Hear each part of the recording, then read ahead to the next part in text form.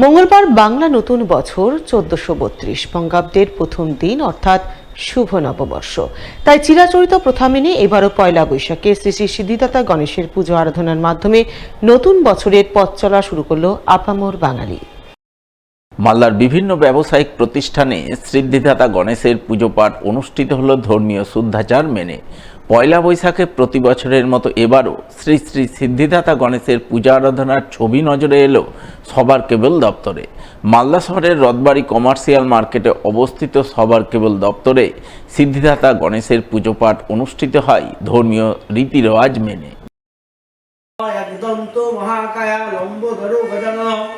বিঘ্ননাশকরং দেব শ্রী বিষ্ণবে নমঃ সম্পূর্ণ ব্রহ্মণেভ্যো নমঃ এষা পুষ্প নমঃ শ্রী গুরুবে নমঃ এষা পুষ্পং নমঃ গুরুবে নমঃ।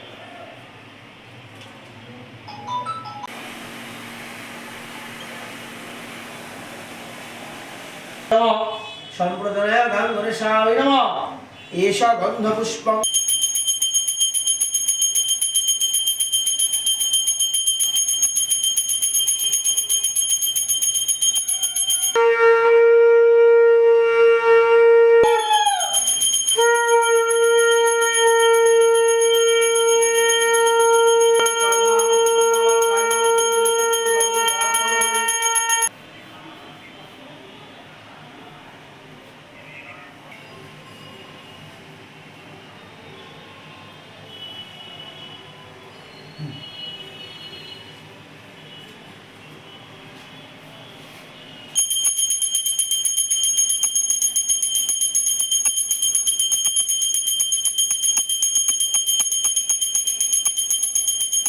আবার নমঃ সর্ববিদ্যা হরো দেবা এক দন্ত গজানন দেবী গৃহে ঈর্ষিতং প্রাপ্তি সর্ববিঘ্ন বিনাশায় এষা সচন্দনা।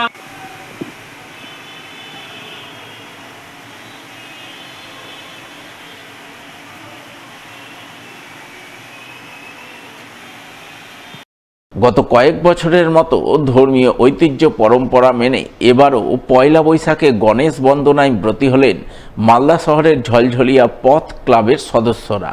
তারা ঝলঝলিয়া প্রদীপকর ভবনে এদিন ধর্মীয় শুদ্ধাচার মেনে গণেশ পুজোর আয়োজন করেন। দেব গণেশের বিশালাকার মূর্তি তুলে পথ ক্লাবের সদস্যরা শ্রী শ্রী সিদ্ধিদাতার পুজো আরাধনায় মেতে ওঠেন। উপস্থিত ছিলেন স্থানীয় ২৬ নম্বর ওয়ার্ডের কাউন্সিলর গৌতম দাস সহ অন্যান্যরা। আজকে আমাদের এই ঝলঝলিয়াতে দীর্ঘদিন ধরে এবছর ১২ বছরে পড়ল পথের উদ্যোগে এবং প্রদীপকর ভবনের পরিচালনাতে এই পয়লা বৈশাখের দিনে গণেশ পুজো অনুষ্ঠিত হয়। আমরা পথ এবং আমাদের প্রদীপকর ভবনের পক্ষ থেকে এই এলাকার সমস্ত মানুষকে পয়লা বৈশাখের শুভেচ্ছা জানাচ্ছি, আমন্ত্রণ জানাচ্ছি। ৩ দিনব্যাপী প্রোগ্রাম আছে, বস্ত্রদান শিবির, সাংস্কৃতিক অনুষ্ঠান এবং সাধারণ মানুষদেরকে নিয়ে নরনারায়ণ সেবা অনুষ্ঠিত।